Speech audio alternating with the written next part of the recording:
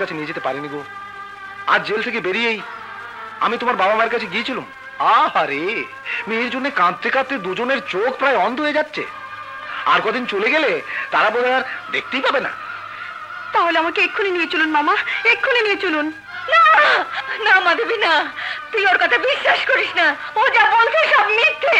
ও তোর ক্ষতি করবে মা, ও তোর ক্ষতি করবে। চুপ কর মা। মামা আমাকে এক্ষুনি নিয়ে চলুন। এখন না, সন্ধ্যেবেলা তুমি তৈরি থেকো, আমি এসে নিয়ে যাব। কিন্তু একটা কথা, আমি চলে যাবার পর আমার বোন তোমাকে তার বুকের মাঝে ধরে রাখার জন্য অনেক কথাই বানিয়ে বানিয়ে বলবে, কিন্তু তুমি ওসব বিশ্বাস করবে না। শুধু আমাকে বিশ্বাস রেখো, আমি অবশ্যই তোমাকে তোমার বাবা মার কাছে নিয়ে যাব। এ আমার দায়িত্ব। চলি।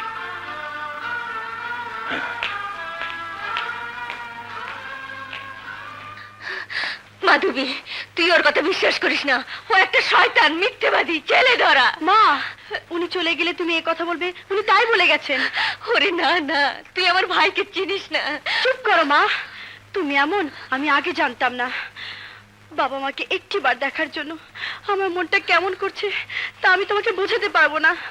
মা, আমি কথা দিচ্ছি, আমার বাবা মাকে একবার দেখে আমি তোমার কাছে ফিরে আসবো, ফিরে আসবো।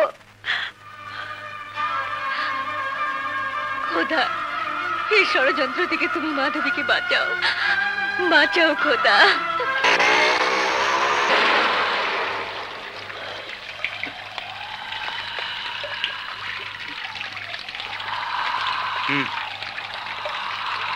এসো।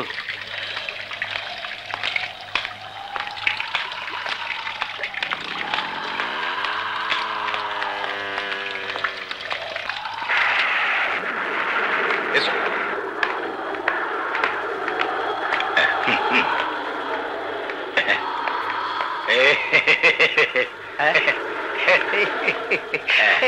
স্যার, এই নিন আপনার আকাঙ্ক্ষিত ফল।